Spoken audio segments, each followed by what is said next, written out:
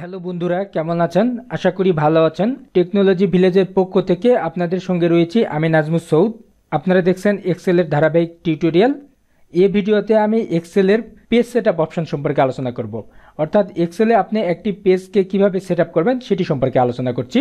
আপনি যদি আমার এই চ্যানেলে নতুন হন তাহলে আপনাকে বলে রাখি, এক্সেলের আমি আরও বেশ কিছু ভিডিও তৈরি করেছি। আপনি যদি সেই ভিডিওগুলো না দেখে থাকেন তাহলে আমার চ্যানেলে গিয়ে সেই ভিডিওগুলো দেখে আসতে পারেন।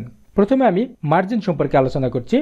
মার্জিনের বিষয়টি হচ্ছে, আপনি এক্সেলের পেজের যদি কোনো মার্জিন দিতে চান, এমএস ওয়ার্ডে যেমন আপনি পেজে মার্জিন দেন, অর্থাৎ পেজের ডানে বামে উপরে নিচে যে স্পেসটি দেন সেই স্পেসটি আপনি এক্সেলেও দিতে পারবেন, অর্থাৎ সেই স্পেসটি আপনি বাড়াতে পারবেন বা কমাতে পারবেন।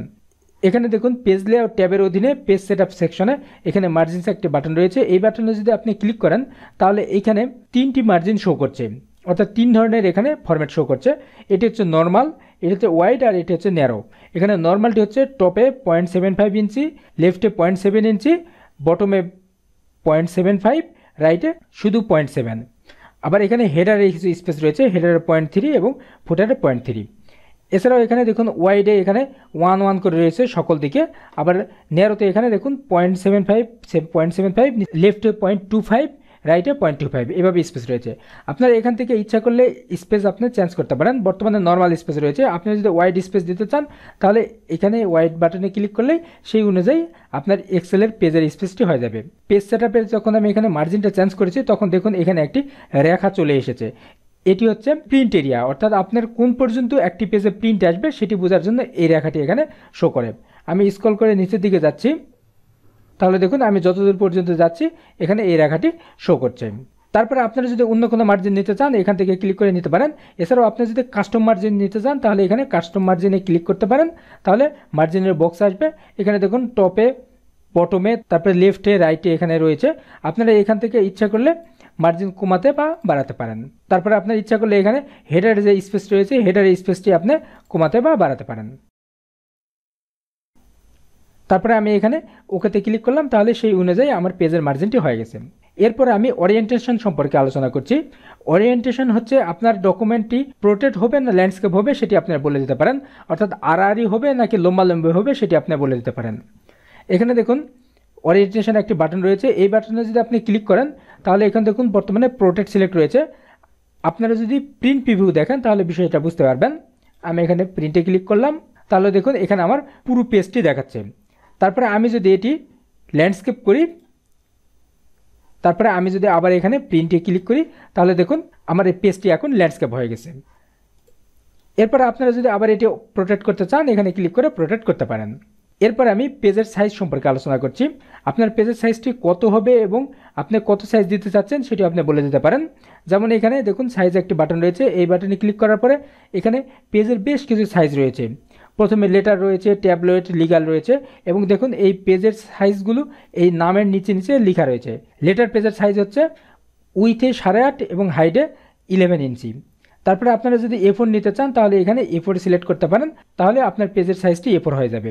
এছাড়াও আপনি এখান থেকে লিগালও নিতে পারেন। আপনি এখানে সাইজে ক্লিক করার পরে লিগালে যদি ক্লিক করেন তাহলে পেজের সাইজ লিগাল হয়ে যাবে। আমি যদি এখানে প্রিন্টে যাই তাহলে দেখুন পেজের সাইজটি লম্বা হয়ে গেছে, অর্থাৎ লিগাল সাইজ হয়ে গেছে। এছাড়াও সাইজের আরও বেশ কিছু অপশন রয়েছে, যেমন এখানে আমি সাইজে ক্লিক করলাম, সাইজে ক্লিক করার পরে মোর পেপার সাইজ এখানে ক্লিক করলাম, তাহলে দেখুন এখানে পেজের এখানে বেশ কিছু অপশন চলে এসেছে। এখান থেকে আপনি ওরিয়েন্টেশনে ল্যান্ডস্কেপ এবং প্রোটেক্ট করতে পারেন। তারপরে এখানে আপনারা স্কেলটা যদি চেঞ্জ করতে চান সেটিও চেঞ্জ করতে পারবেন। যেমন বর্তমানে এখানে 100% স্কেল রয়েছে, আমি যদি এটি স্কেলটা কমাই দিতে চাই এখানে আমি 90% যদি করে দেই তাহলে যখন এটি প্রিন্ট হবে তখন এটি স্কেলটা একটু কমে গিয়ে প্রিন্ট হবে। পেজের সাইজটা বড় থাকবে কিন্তু প্রিন্ট হওয়ার সময় এটি একটু ছোট হয়ে প্রিন্ট হবে। আমি এখানে ওকেতে ক্লিক করলাম, দেখুন আমার প্রিন্ট লাইনটি এই জায়গায় শো করছে এবং এখানে বেশ কিছু স্পেস নিয়েছে। আমি যদি এটি 100% করি, আবার আমি সাইজে ক্লিক করলাম, তারপরে মোর পেপার সাইজ এখানে ক্লিক করলাম, তারপরে এখানে আমি 100% করছি, ওকেতে ক্লিক করলাম, তাহলে দেখুন প্রিন্ট এরিয়াটা আবার এখানে সরে এসেছে, অর্থাৎ আমার এখানে বর্তমানে 100% হয়ে গেছে। এছাড়াও সাইজে এখানে আরও বেশ কিছু অপশন রয়েছে, যেমন আপনি যদি কোনো পেজ ফিট করতে চান তাহলে সেইখানে ফিট করতে পারবেন। তারপরে এখান থেকে আপনি পেপার সাইজ চেঞ্জ করতে পারবেন, কোয়ালিটি চেঞ্জ করতে পারবেন, ফার্স্ট পেজ নাম্বার এখানে অটো দিতে চাইলে অটো দিতে পারবেন। এছাড়াও আপনার ওয়ার্কশিটের আপনি প্রিন্ট এরিয়া নির্ধারণ করে দিতে পারেন। প্রিন্ট এরিয়া নির্ধারণ করার জন্য এখানে দেখুন প্রিন্ট এরিয়া একটা বাটন রয়েছে। এই বাটনে ক্লিক করার পরে আপনি এখানে সেট প্রিন্ট এরিয়া এটিতে ক্লিক করলেই প্রিন্ট এরিয়া নির্ধারণ হবে। যেমন আমি যদি আমার শিটের আমি শুধু এতটুকু প্রিন্ট দিতে চাই, তাহলে এটির আমি প্রিন্ট এরিয়া নির্ধারণ করব। আমি এটি সিলেক্ট করলাম, তারপরে প্রিন্ট এরিয়াতে ক্লিক করার পরে আমি সেট প্রিন্ট এরিয়া এখানে ক্লিক করলাম, তাহলে অতটুকু প্রিন্ট এরিয়া নির্ধারণ হয়েছে। তারপরে আমি যদি এটি প্রিন্ট প্রিভিউ দেখি, আমি Ctrl+P প্রেস করলাম, তাহলে দেখুন এখানে শুধু যতটুকু প্রিন্ট এরিয়া নির্ধারণ করেছি ততটুকু এখানে শো করছে। তারপরে আমি যদি এই প্রিন্ট এরিয়াটি আবার ক্লিয়ার করতে চাই, তাহলে এখানে প্রিন্ট এরিয়াতে ক্লিক করলাম, তারপরে ক্লিয়ার প্রিন্ট এরিয়া এখানে ক্লিক করলাম। এখন আমি আবার যদি প্রিন্ট প্রিভিউ দেখি, তাহলে দেখুন এখানে আমার পুরোটি এখন শো করছে। এই ভিডিওতে আপনারা এক্সেলের পেজ সেটআপ সম্পর্কে জানলেন, অর্থাৎ কিভাবে আপনি পেজের মার্জিন চেঞ্জ করবেন, তারপরে ওরিয়েন্টেশন চেঞ্জ করবেন অর্থাৎ ল্যান্ডস্কেপ রোটেট করবেন, এবং পেজ সাইজ চেঞ্জ করবেন, এবং সেই সঙ্গে প্রিন্ট এরিয়া নির্ধারণ করবেন। আশা করি আজকের এই ভিডিও থেকে আপনার কাজের ক্ষেত্রে আপনি উপকৃত হবেন। যদি আপনি এই ভিডিও থেকে কোনো উপকৃত হন, তাহলে ভিডিওটি অবশ্যই লাইক করুন এবং শেয়ার করে অন্যদেরকে দেখতে সহায়তা করুন। আপনি যদি চ্যানেলটি এখনও সাবস্ক্রাইব করে না থাকেন, তাহলে সাবস্ক্রাইব করুন এবং আপডেট ভিডিওগুলো পেতে বেল আইকন প্রেস করুন। পরবর্তী ভিডিও দেখার আমন্ত্রণ জানিয়ে শেষ করছি। ধন্যবাদ।